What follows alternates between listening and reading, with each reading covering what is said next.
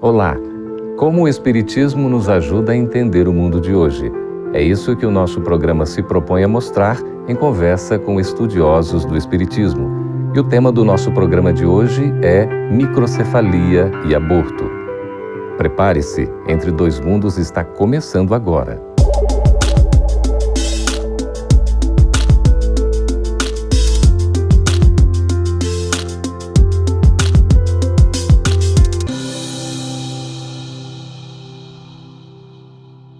A microcefalia é uma doença que está crescendo cada vez mais no nosso Brasil. E vem a preocupação porque as mães que têm as suas crianças, às vezes com essa dificuldade da formação, ficam na dúvida sobre o aborto ou não. Para conversar sobre esse assunto microcefalia e aborto, nós estamos recebendo aqui nos estúdios da FEB TV em Brasília, o Dr. Allan Kardec Napoli e o Dr. Alain Eurípides Napoli. São irmãos, são médicos, homeopata. Seja bem-vindo, doutor Allan Kardec. Muito prazer, obrigado. Você também, Eurípides, seja muito bem-vindo. Muito obrigado, muito prazer. Como é que a gente pode entender, doutor Eurípides, essa questão da microcefalia? O que é exatamente a microcefalia? É uma redução do diâmetro do crânio e, consequentemente, também do cérebro, por várias causas. Uma delas é a Zika vírus, mas não é só a única causa. Existem outras causas infecciosas, existem causas genéticas, alterações cromossômicas, às vezes uma fusão prematura da calota craniana que impede o desenvolvimento do crânio, e isso pode levar à falha no desenvolvimento e crescimento dessa criança. Então, no caso, doutor Allan Kardec, o mosquito não seria o único transmissor responsável por essa doença? Então, tem várias causas, né? Podendo, até a síndrome de Down, né? Ela tem a sua causa também na genética, né? No cromossomo. Então, nós vemos que existem várias causas para causar uma microcefalia. Entendi. E para a gente considerar o lado espiritual, propriamente, como é que a gente poderia dizer o surgimento dessa doença? Qual é a sua causa espiritual? Não existe efeito sem causa.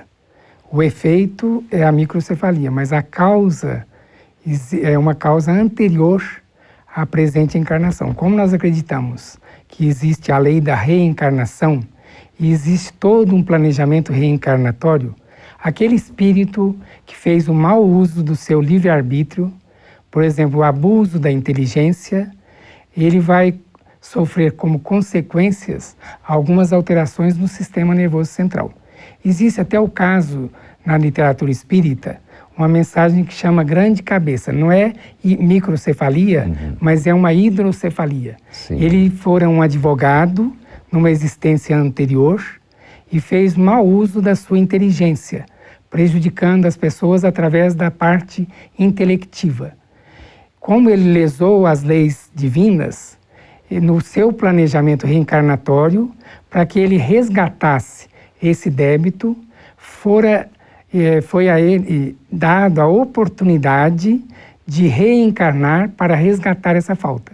E ele veio com um cérebro grande, ou seja, com uma hidrocefalia, ou seja, um cérebro grande, mas preenchido por água também. Entendi. E ele estava lá em Uberaba. Chico Xavier identificou esse senhor. Ele tinha um corpo disforme e uma cabeça muito grande, e ele reencarnou numa família simples e ficava alojado num caixotinho pedindo o auxílio da sociedade. Olha só que situação, não é? Mas, Kardec, a gente entenderia aí o funcionamento da lei de causa e efeito. Se a gente for olhar, às vezes, de uma forma mais rigorosa, parece que é um castigo, não é? A gente pode dizer que todo o espírito que está reencarnando, está no processo de microcefalia, ele está em expiação? Pois é, Deus é misericórdia. Então, a expiação que ele está passando também é misericórdia, porque é para que ele possa resgatar os débitos, às vezes, em uma existência, se ele não estivesse passando por essa expiação, ele poderia gastar 10 encarnações para isso. Então, Deus, em sua misericórdia, deu a possibilidade de o espírito, numa camisa de força, numa dificuldade de se expressar, com o cérebro adoecido, ele deu a capacidade para ajudá-lo a sair dessa dificuldade espiritual, que ele mesmo causou para si mesmo. A gente sabe que nada acontece por um acaso, não é? Mas também a nossa própria condição aqui, por exemplo, os cuidados dos governos, não é? Nas suas ações políticas, públicas, de saneamento, por exemplo, e o próprio cuidado da população no sentido de uma educação, não ajudaria a evitar esse tipo de doença, doutor Eurípides? No caso específico da microcefalia, causada pelo vírus da Zika, o Zika vírus, a falta de saneamento básico fez com que o mosquito se proliferasse, que é o Aedes aegypti, e transmitindo esse vírus, mais pessoas, no caso gestantes, teria condição de adquirir essa microcefalia causada pelo vírus da Zika. O risco é maior. O risco é maior. Mas não existe efeito sem causa. Então, aqueles espíritos que vão reencarnar através da sua mãe, tendo a microcefalia, é a oportunidade deles resgatarem um débito. Então, a mãe não precisa ficar em pânico. Aqueles casos que ocorrerem fazem parte do planejamento reencarnatório. Mas o fato de não ficar em pânico, doutor Allan Kardec, não evita naturalmente toda uma preparação, um cuidado que se tem que ter, não é verdade? Justamente, porque o reflexo da saúde na população não é só do governo, é de nós, população, tomarmos maturidade de deixar o nosso meio protegido, não deixar água parada, ou seja, cuidar onde nós nos encontramos, cuidar tirar resíduos, às vezes está perto da nossa casa, então nós temos que ter esse trabalho para que a comunidade possa encontrar um caminho de menos doenças, menos problemas, e a evolução planetária fica até mais fácil, né? Quer dizer, não é responsabilidade apenas do governo, a responsabilidade é coletiva, é de todos nós. E a mãe tem que usar, no caso, repelentes. É claro que tem que fazer da sua parte para não contrair essa doença. Mas tomando os cuidados devidos, e se por acaso ela for acometida por essa situação, eu acho que faz parte desse planejamento reencarnatório. Ou seja, uma forma de o contexto familiar se resgatar perante as leis divinas. Quer dizer, o acaso não existe. O acaso não existe. E aí a gente vê a atuação de Deus também no auxílio desses espíritos. O quanto que nós estamos amparados. O momento que aquela criança, aquele espírito está reencarnando com o corpo, com a microcefalia, ele está tendo aquele momento de oportunidade de ali nascer. Mas ele já tem os débitos de outras épocas. Então as mães não devem ficar preocupadas, ninguém paga um débito que não deve. Então a lei, o comandante, né, lá de cima, ou seja, Deus, nosso Pai, ele sabe de tudo. Então ninguém vai pagar um débito que não deve. Entendi. Agora, a misericórdia cobre a divina justiça. Então, mesmo diante da dificuldade que o espírito está resgatando numa microcefalia, ali também tem amor. Ali também tem atenuação, porque poderia ser pior ainda. Pois é, essa questão do amor, né, de mãe, que é algo tão bonito, tão lindo, a gente fica com aquela questão. A mãezinha que está recebendo esse espírito, esse filho, de repente fica na dúvida, será que eu posso abortar? Será que eu devo abortar? Fica a questão para a nossa reflexão e a resposta após o nosso breve intervalo. A gente volta daqui a pouquinho.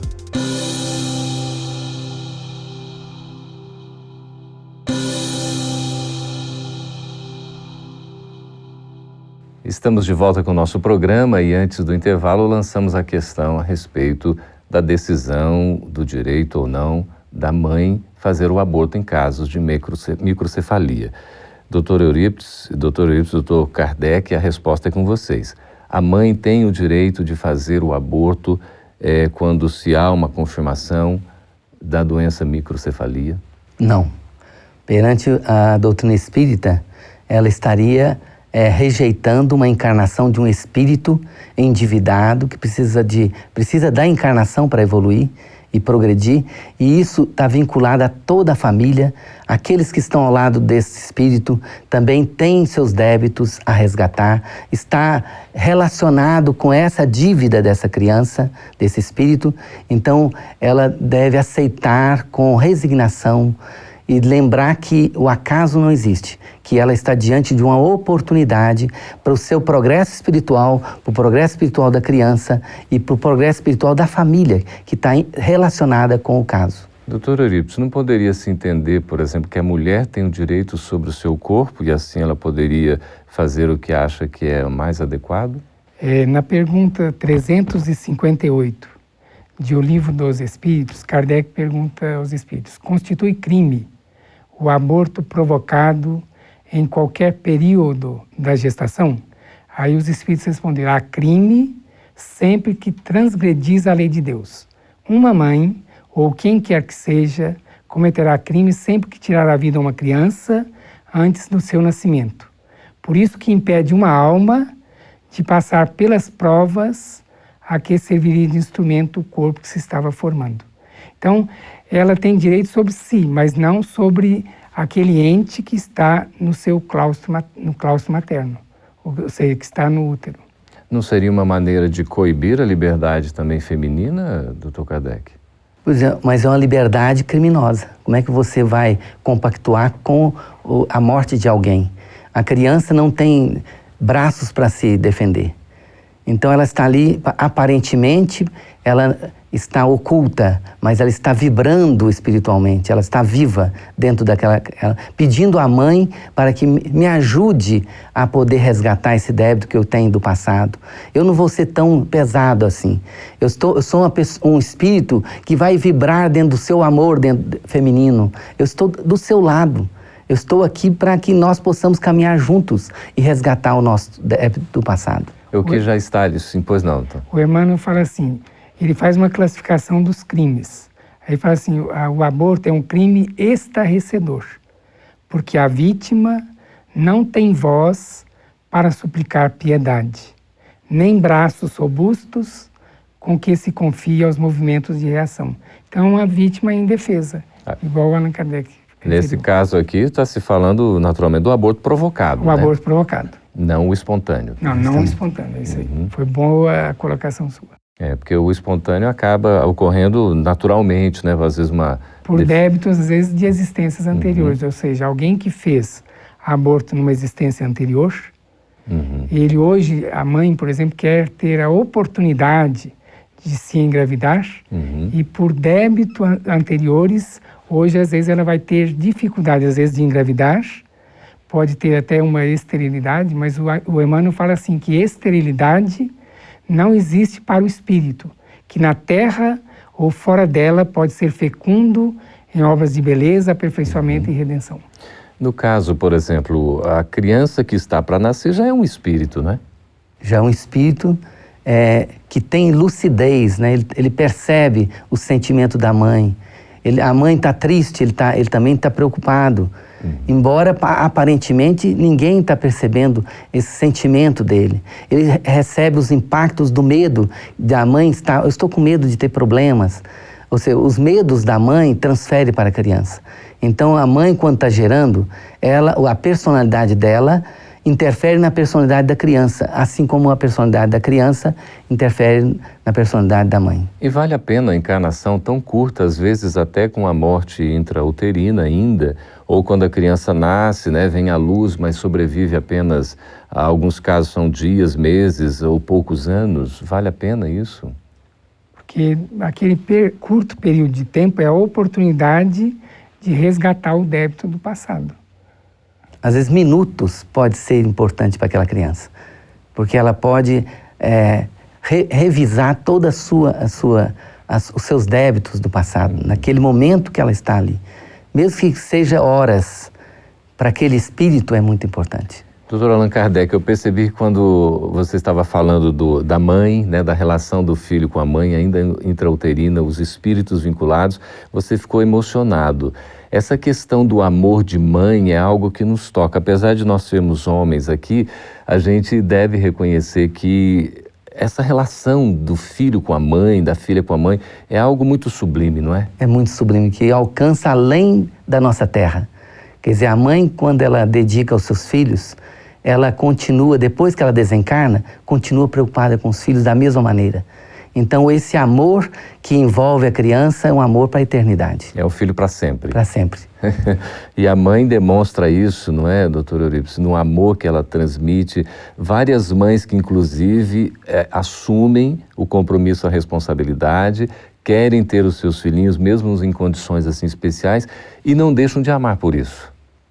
Continuam amando. Continua igual. Mesmo com os defeitos da criança. Ou seja, ela se renuncia. A Maria Dolores fala assim, o retrato de mãe, alguém que sabe amar, a servir e a sofrer, cultivando o perdão como simples dever. Então, o perdão é incondicional. Que maravilha, né? E o amor de mãe não tem fim, né? Não tem fim. Não tem fim, não tem como a gente calcular, inclusive, né? Porque está acima de tudo. E como é que a gente poderia, na visão espírita, transmitir aí, Dr. Kardec, Dr. Eurípides, o consolo para as mãezinhas que estão atravessando exatamente essa questão de filhos com caso de microcefalia? Que o amparo espiritual para essas mães é muito grande. Essas mães que recebem esses espíritos, elas são diferentes. O amor delas é muito grande, maior do que a média das pessoas. Então, tem mães preparadas para esses momentos. Então, toda mãe que cuida de uma criança especial, toda mãe que cuida de uma criança com microcefalia, toda mãe que cuida de alguém que teve alterações genéticas nessa criança, com problemas a resgatar, elas são mães muito fortes. E esse amor é muito maior do que as dificuldades que ela vai enfrentar. E nesse caso, doutor Eurípides, a gente provavelmente tem uma programação para isso que está acontecendo no caso das mãezinhas, dos espíritos que estão reencarnando nessa condição. Existe o planejamento reencarnatório, mais uma vez a gente está repetindo. É a oportunidade desses espíritos devedores cumprirem o seu resgate. Essa oportunidade tem que ser aproveitada. Então, por exemplo, quando às vezes a mãe perde essa oportunidade, às vezes, quem sabe, por exemplo, se a mãe de Isaac Newton tivesse feito o aborto, nós não teríamos um Isaac Newton. Exatamente. Tantos outros. Ou não teríamos outros, um né? Chico Xavier. Muito bem, estamos conversando com o doutor Eurípides, doutor Kardec, e sobre esse assunto tão interessante. No próximo bloco a gente vai voltar já com as perguntas dos nossos espectadores. Se você estiver gostando do programa, quiser assistir novamente esse a outro, você pode acessar o nosso canal aí para o assinante, o Gotas de Luz. O endereço está aí no vídeo. A gente volta daqui a pouquinho.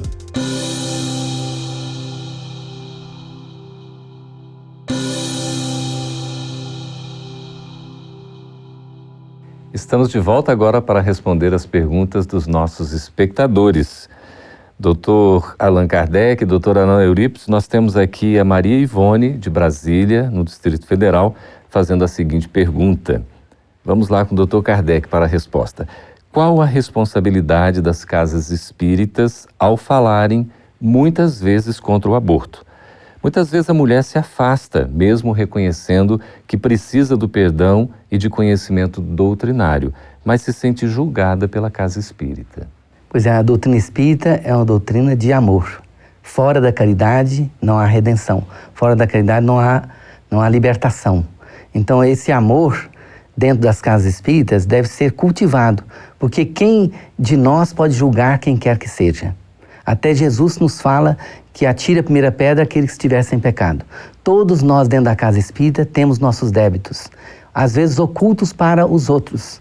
Mas então, porque alguém fez algum aborto, você deve lembrar que a misericórdia deve cobrir a divina justiça.